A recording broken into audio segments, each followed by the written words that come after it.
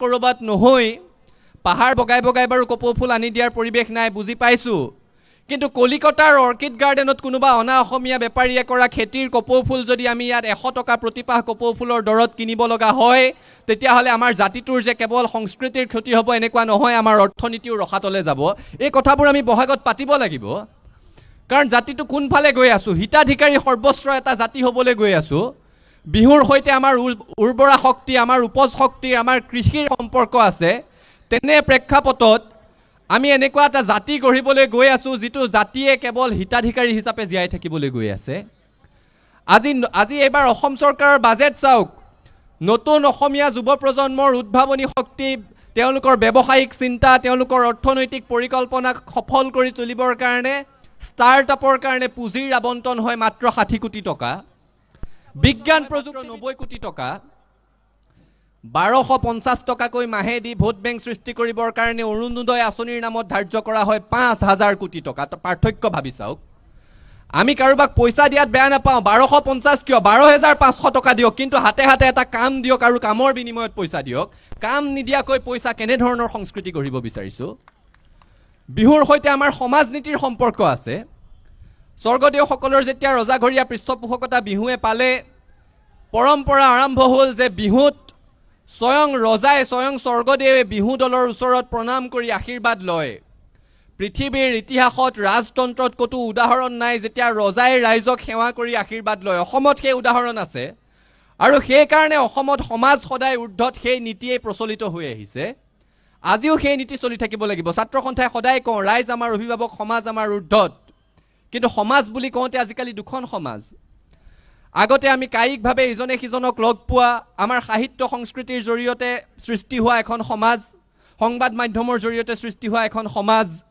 আৰু আজিকালি সামাজিক মাধ্যমৰ জৰিয়তে সৃষ্টি হোৱা এখন সমাজ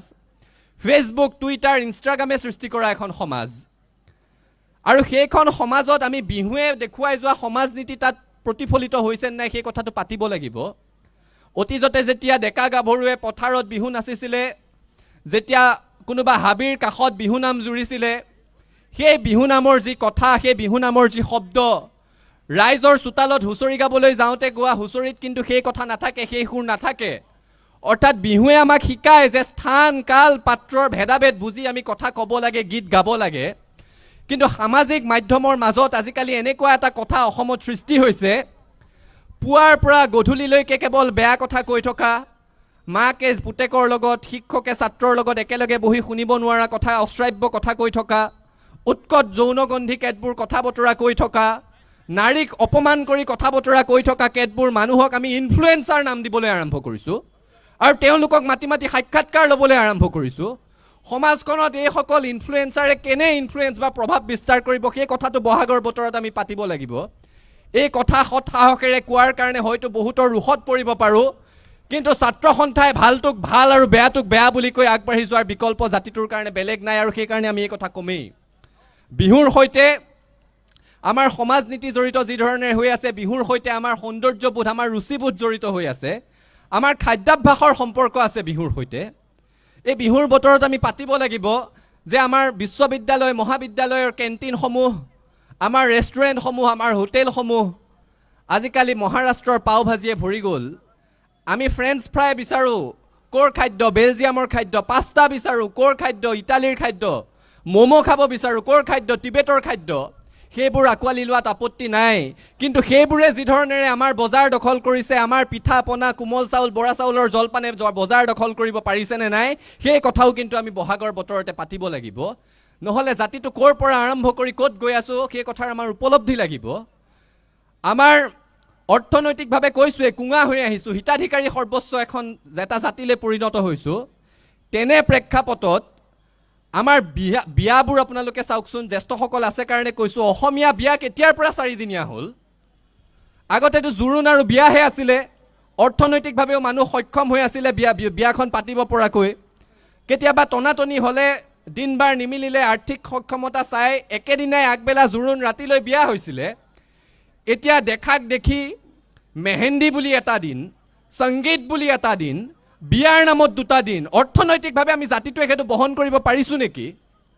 আৰু ফলত কি হৈছে আমাৰ আপুৰুগীয়া বিয়া নামসমূহ হেৰাই গৈছে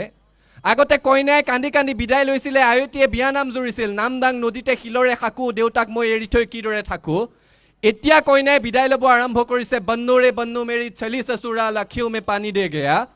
কৰ পৰা কলৈ গৈ আছো জাতিটোৱে কথা বহাগত পাতিব লাগিব আৰু সৰ্বোপৰি বিহু আমাৰ সংগ্ৰামী চেতনাৰ প্ৰতীক বিহুৱে অসমত কি দেখা নাই বিহুৱে আহোম সাম্ৰাজ্যৰ উত্থান দেখিছে মানৰ আক্ৰমণো দেখিছে ব্ৰিটিছৰ কাৰ্যকালত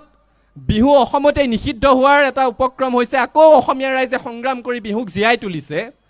আৰু তেনে প্ৰেক্ষাপটত অসম আন্দোলনৰ সময়তো বিহুৰ সুকীয়া ভূমিকা আছে